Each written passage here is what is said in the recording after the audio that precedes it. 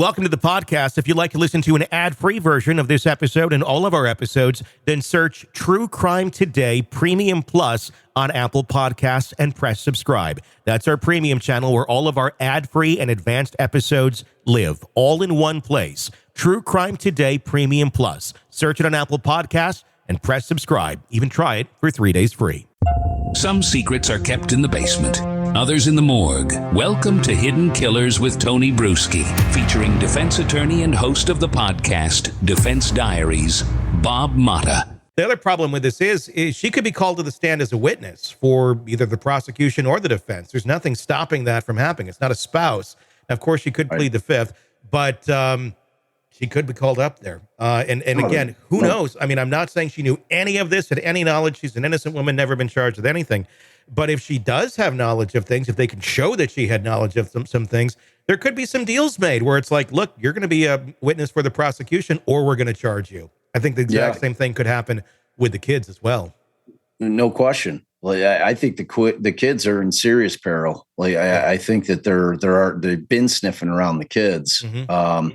As far as the mother goes, it's, you know, and again, like you said, like I'm not insinuating that she had any part in it, but it's hard to believe that as close knit as this family was, that she had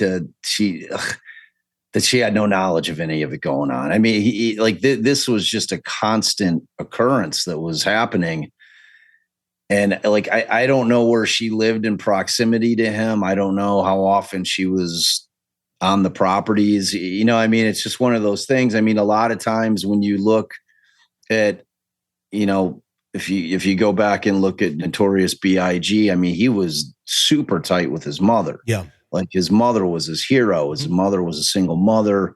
You know, his mother always had his back. You know, I mean, she basically was running his career at certain points and, you know, until it kind of outgrew her, but she was always his ride or die. Yeah. You know, so it's like that relationship in terms of what he told her or what he didn't tell her is going to have to be probed by the feds. And they're certainly going to come at her in terms of trying to get information. And it's kind of the same thing that we've been talking about as we've started like delving into this case. It's, you know, every single person that is sucked into the fold by the feds is going to be used as somebody who can provide information in exchange for lessening the time that they're looking at. I mean, that's just how the feds operate. Like I said, you know, this is unusual in the sense that they got the big fish first. Yeah.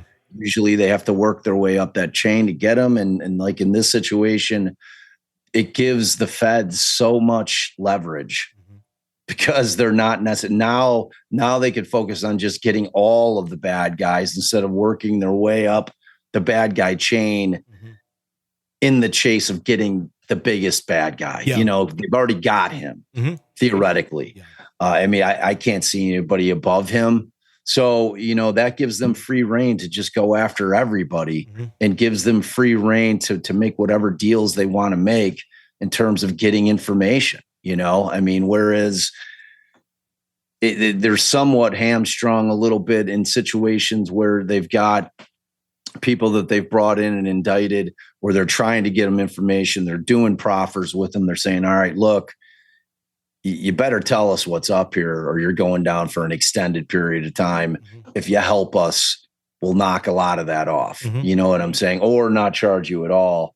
But all that's going to be within their discretion. And what I'm saying is because they've got their primary target, that gives them all kinds of room to work in terms of trying to get as many people sucked into this web as possible. And there's willful ignorance, probably a lot of it that went on within the family of Diddy as we speculate on this.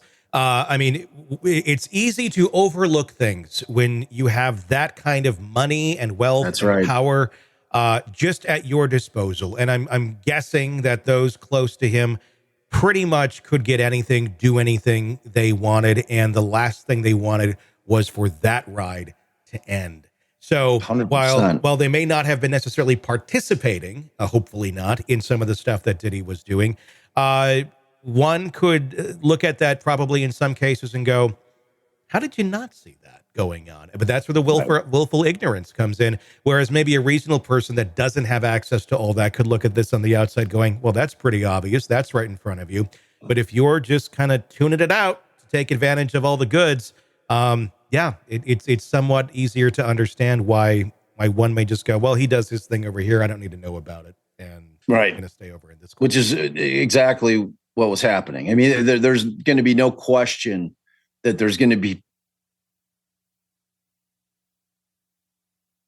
that ultimately you're culpable and to a certain extent, I mean, like whether or not they're going to be culpable by way of the criminal process is unknown, but they're certainly going to be culpable through the civil process, and it just depends. It depends on what they knew. It depends on what they could have done, in terms of stopping it from happening. And if their choice was money over people's safety and well-being, and they've allowed people to become victims of this guy knowing that it was going on, because we're talking about different people than the people that were literally, injecting the whatever they were putting in, the baby oil, or the ones that were procuring the sex workers to come in and procuring just all the people, or kids trying to come up making careers for themselves. It's like there's so many cases, and we have the whole Menudo thing with Menendez coming down, and it was the same thing. You have these guys that are kingmakers that you into a star. That's a huge amount of power to have over somebody, and it's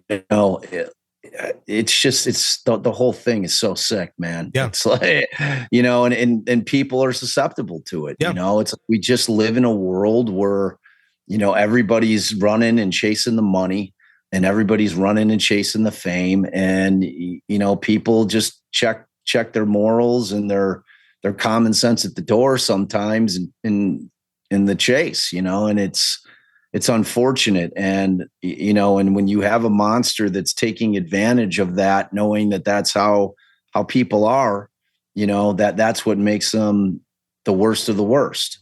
That's why you punish those in power that have that kind of stranglehold over people in terms of being able to affect their lives in such profound ways, that those are the people you really want to hammer, because just abusing the power like that is unforgivable. Welcome to the podcast. If you'd like to listen to an ad-free version of this episode and all of our episodes, then search True Crime Today Premium Plus on Apple Podcasts and press subscribe. That's our premium channel where all of our ad-free and advanced episodes live, all in one place. True Crime Today Premium Plus. Search it on Apple Podcasts and press subscribe. Even try it for 3 days free. All right, true crime addicts, let's cut the crap. You're knee-deep in the gory details of your favorite podcast when suddenly a commercial hits like a bad meal. Seriously? You deserve better. Upgrade to True Crime Today Premium Plus on Apple Podcasts, where you can binge without those annoying ads. Plus, get extended interviews that go deeper into the darkness and early access to episodes so you can be the first to know. It's like trading up from fast food to fine dining, but with more blood. So, go ahead. Search for True Crime Today Premium Plus on Apple Podcasts. Subscribe and feast on the good stuff.